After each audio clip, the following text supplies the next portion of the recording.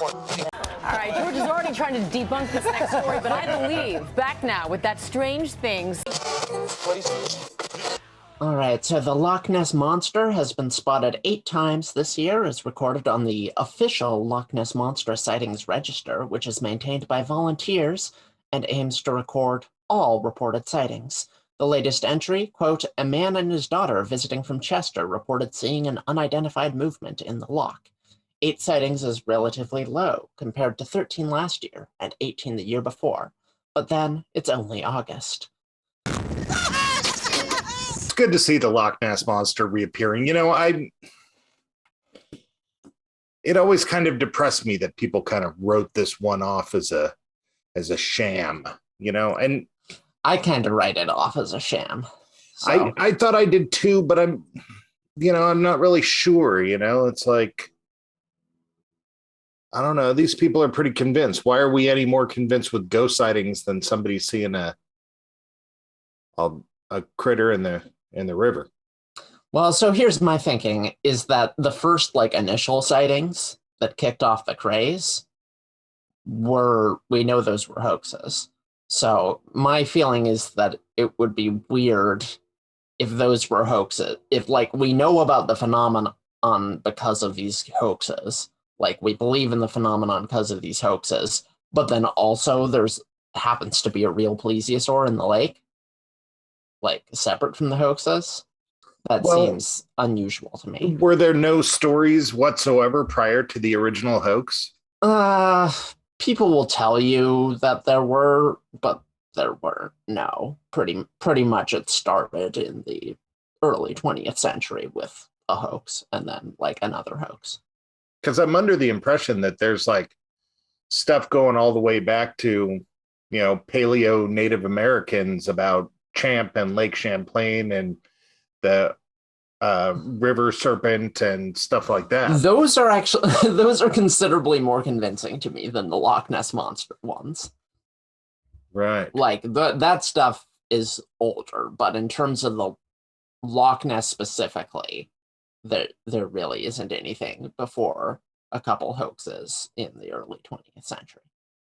Yeah, it just sucks because cryptids in general, it's just such a cool concept. It is, and I mean, there are some cryptids. I don't really believe that strongly in any cryptid, but I think it's something like someone goes into the woods and they come out and they say they seen Bigfoot, right? Mm-hmm. We all, anyone who lives in a rural area in the U.S. probably knows someone who has a story like that. People of varying degrees of credibility, and that's one thing, because you're not going into the woods to see Bigfoot. You're in the woods and maybe you see Bigfoot. But if you're going to Loch Ness, am I going to see the monster?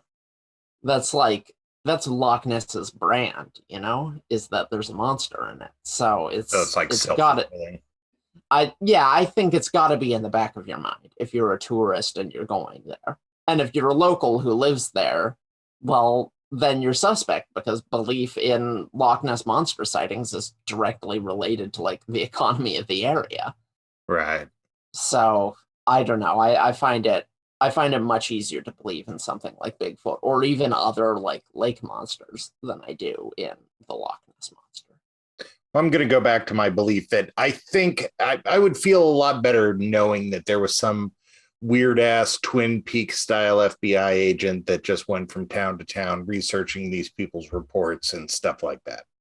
Yeah. Don't you feel that should be a thing? I mean, I know it makes a great TV show, but we seem to funnel money into all sorts of stuff. It seems like we could pay that bill.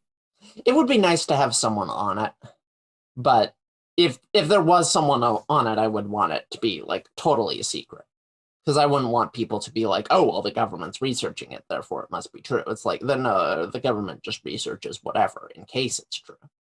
You don't want it to be David Bowie with a terrible Southern accent, Twin Peaking his way around. No, that would actually be great. I think we should get that. I think I pay my taxes. Let's see if we can swing that. We should each be allowed to sign off on one asinine thing to spend our taxes on. Yeah.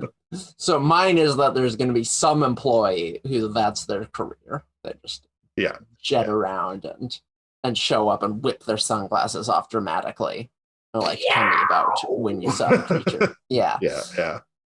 Jinn are tricksters and will use music to disturb the exorcism. Any TVs or music playing devices must also be removed. I'm ready to go. Bismillahirrahmanirrahim. We're in the middle of Queens with a sheikh and a priest exercising a 9-year-old girl. Allahu Akbar. Who doesn't think God has a sense of humor?